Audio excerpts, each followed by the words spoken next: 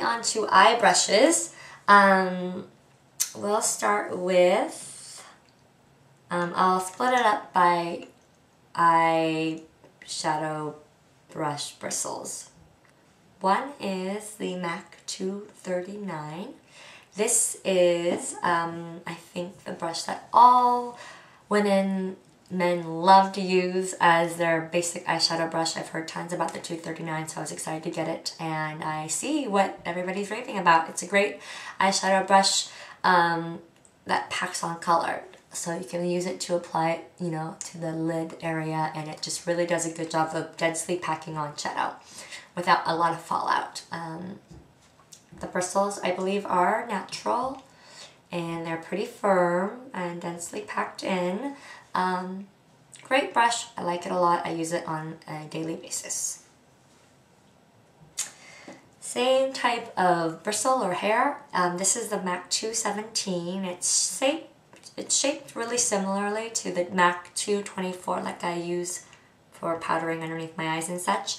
It's a blender brush, or blending brush, but this brush, in comparison to the MAC 224, the MAC 217 has those white bristles that make it a little more dense, and it feels more firm, whereas the MAC 224, the bristles have a little more give, as you can see. So this one will do a softer wash of color or a softer blending job, where this one can really, you know, can really either apply color or can really do a good job of blending, just because I think it's more dense, as you can see.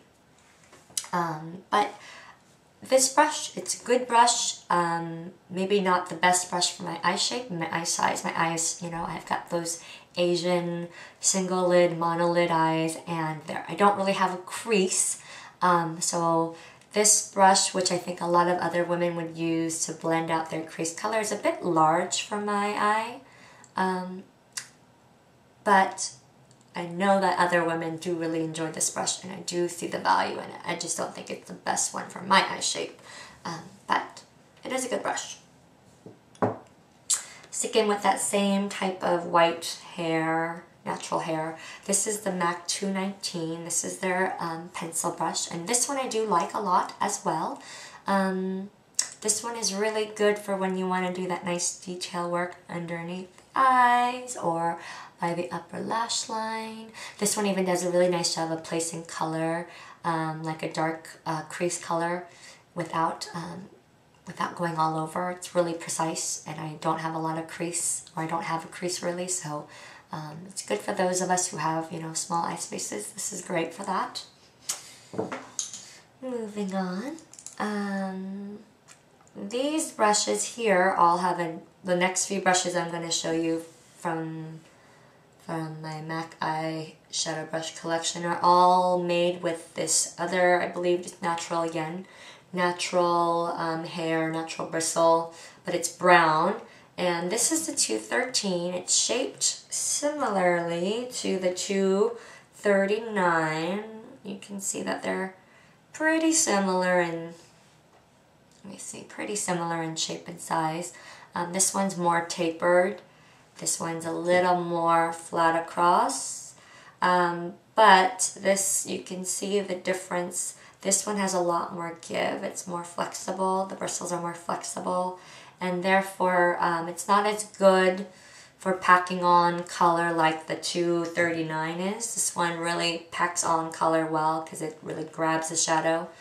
Whereas this one, it's a little looser. The brush is a little looser, and when you know, apply shadow on, it kind of just really does a good job of washing out the color and diffusing it, as opposed to really packing on the color. So good brush for those of you who really like a soft sheer wash of color on your lid. This kind of brush, since there is a little more give, I do find produces more, makes more fallout of your eyeshadow underneath your eyes or wherever on your face.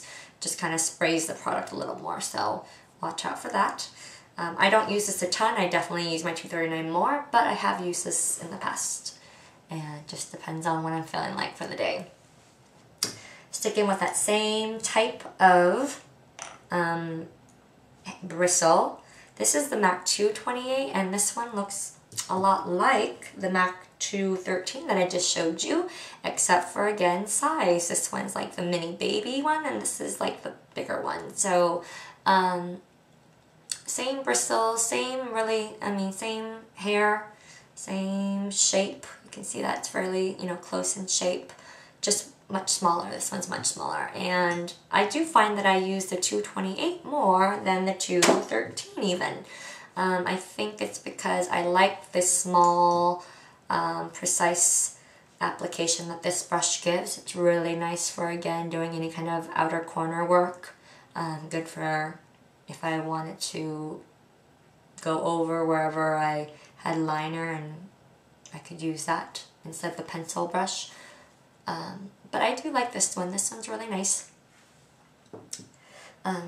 This over here is the MAC 275, and the 275 is an angled brush that I typically use for blending out colors on my crease. It's at a nice angle, so I feel like it really fits the eye well in that sense. And it's definitely pretty fluffy. It's fluffy on this tip that's angled. So on this end, there's just a lot more hair, and I just feel like it does a nice job of blending out. So I like that one. Here is a synthetic bristle brush, I believe. This is the MAC 242, and I believe there is another one that's a bit larger.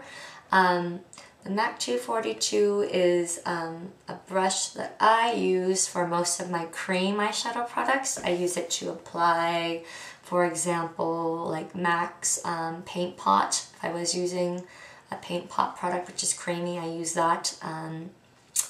I also use it for like my Benefit Creaseless Cream Shadows.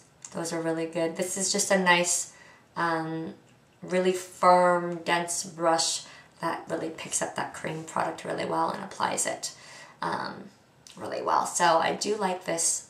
Good brush. If you want, this one's for like, I would say the lid color. There is a larger one, like I said, I don't know the numbers, but the larger one would be great if you were wanting to apply like an all over lid shade. Or if you wanted to use like a Paint Pot color like Painterly or whatnot as your base.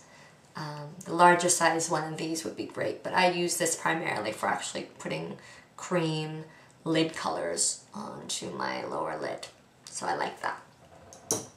And then the last of my MAC brushes and last of my MAC eye brushes would be the MAC 266, and this is your basic angled brush. I'm not sure if this is synthetic or natural fiber or natural hairs. I'm gonna guess that it's synthetic because they kind of feel really smooth and extra soft. This one is great to use for eyeliner, and it's great to use for brows. But it's a bit fine. It's a little bit, it's definitely really, really fine. So unless you have really thick brows, my brows are fairly thin, you maybe want a different brow brush, but this works really well for thinner brows because it does have a nice point. So I hope you got to learn about some of the MAC brushes and what they're used for, and I hope you can use my opinions and whatnot to help you select which ones you want to add to your collection and which ones you may want to pass on. Overall, I do think MAC brushes are good. Some definitely better than others. I do like the MAC eye brushes a lot more than the face brushes. Yeah, I would definitely check them out for yourself. Thanks for joining in, and we'll see you soon. Bye.